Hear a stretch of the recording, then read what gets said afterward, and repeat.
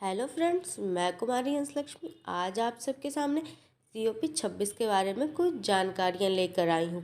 चलिए आगे बढ़ने से पहले आप मेरे चैनल को सब्सक्राइब कर लीजिए, घंटी दबा लीजिए कि आगे आने वाली वीडियोस सबसे पहले आपके पास पहुँचे। चलिए वीडियो आगे देखते हैं और आपसे मेरी यही निवेदन है कि आप पूरा वीडियो प्लीज़ देखें और अगर वीडियो अच्छी लगे तो लाइक बटन को दबाएँ, इससे हमें प्रोत्साहन मिलता है।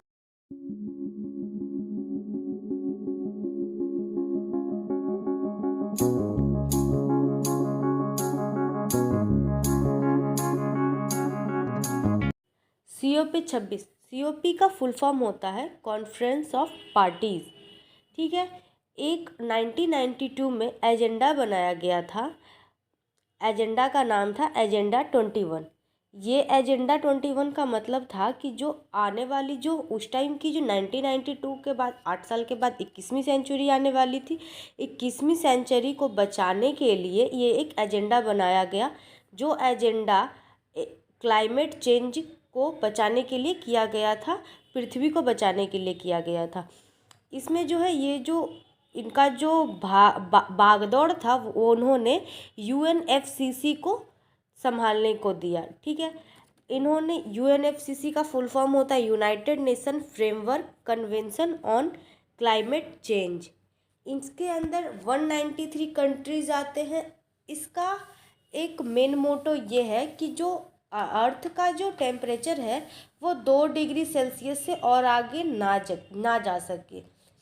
इसका जो अब हम COP पे आते हैं थोड़ा सा। वार्षिक बैठक, इसमें क्या होता है COP का मतलब इसमें क्या था कि इन्होंने बोला कि हर साल बैठक होनी चाहिए, हम बैठ के कुछ बात करें। COP तो इसका जो फर्स्ट बैठक हुआ था वो जर्मनी में हुआ था, वो 1995 में हुआ था। उसको हम COP 1 कहते हैं। COP 26 जो 26वां बैठक था वो स्कॉटलैंड में हुआ।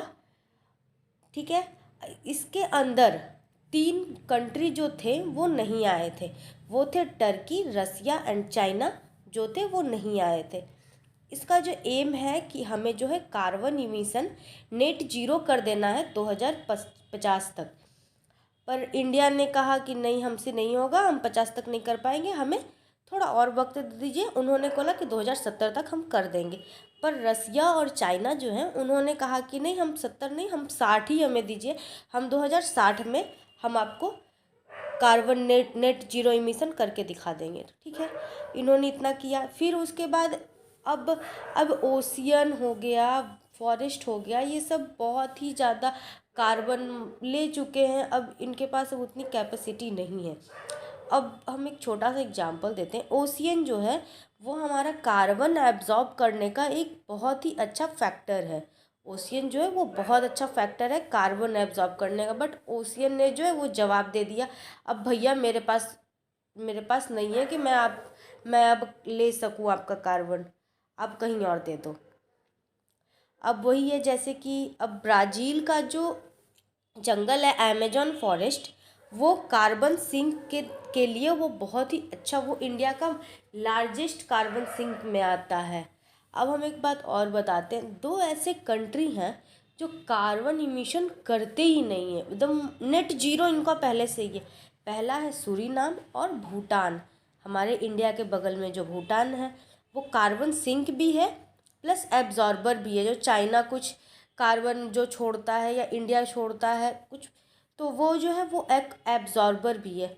हम पहले से 3 नंबर तक हम ये जानते हैं कि कार्बन कौन सबसे ज़्यादा उपयोग करता है।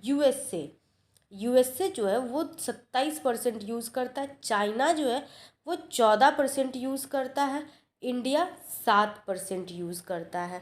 ठीक है, अब भैया आपने तो बोल दिया कि आप कार्बन इमिशन कम कर दीजिए, तो उसके लिए फैक्ट्री बंद करना पड़ेगा।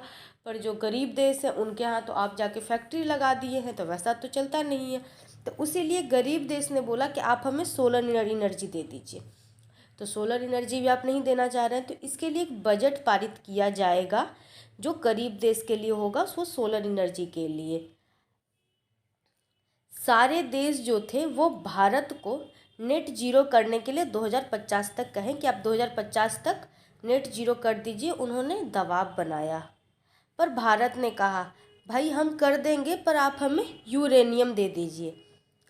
यूरेनियम क्यों चाहिए? क्योंकि यूरेनियम जो है वो उससे बिजली बहुत ही अच्छा उत्पाद होता है और हम उससे न्यूक्लियर परमाणु भी बना सकते हैं। वो यूरेनियम चाहिए। यूरेनियम हम कहीं और से लेते हैं, कनाडा से लेते हैं, और भी जो कंट्री जो इसके अंदर है उससे हम लेते हैं। पर हमें यूरेनियम, बट यूरेनियम हमें क्यों नहीं मिलता? यूरेनियम हमें इसलिए नहीं मिलता, यूरेनियम उसी देश को मिलेगा जो एनएसजी के सदस्य हैं। एनएसजी में है कि वो उसमें 48 कंट्रीज़ उसमें शामिल हैं। और इसका जो स्थापना किया गया था ये 1974 में किया था। एनएसजी का फुल फॉर्म होता है न्यूक्लियर सप्लाई ग्रुप। ये यूरेनियम वितरण करता है।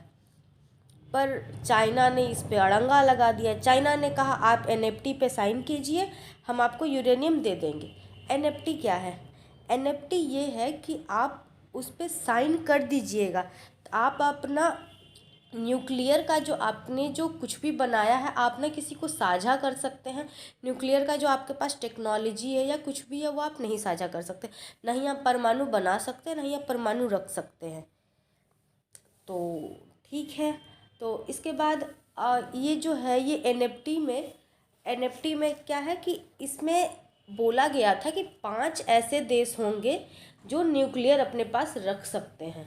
पहला देश था अमेरिका, दूसरा देश चाइना, तीसरा ब्रिटेन, चौथा रसिया और पांचवा फ्रांस। तो इसमें हुआ क्या कि हमने तो बोल दिया एनएसजी में, तो हमने बोला कि ठीक है आप हमें रख लीजिए, आप हमें कीजिए, आप पाकिस्तान को भी कर लीजिए। तो पाकिस्तान को तो उसका तो क्रेडिट बहुत ही ख़राब है, तो उसको कोई रखना चाहता नहीं है। तो तालिबान को भी रख लीजिए, आप किसी को भी रख लीजिए, पर हमें तो बना लीजिए। तो उसी में अब है कि अब हम एनएसजी के सदस्य बन जाएंगे और यूरेनियम भी हमें मिल जाएगा। और यूरेनियम क्या है? यूरेनियम से जो होता है, जो बिजली उत्पादन होता है वो बहुत ही बड़ी मात्रा में होता है और उससे कार्बन जो है, कार्बन इमिशन बहुत ही कम होता है। चलिए आज की वीडियो को यहीं पे समाप्त करते हैं। आगे आने वाली वीडियोस को आप अपना प्यार ऐसे ही देते रहिएगा। चलिए बाय बाय, टाटा। और प्लीज़ वीडियो को लाइक कर दीजिएगा, शेयर कर दीजिएगा, चैनल को सब्सक्राइब कर दीजिएगा। चलिए मिलते हैं।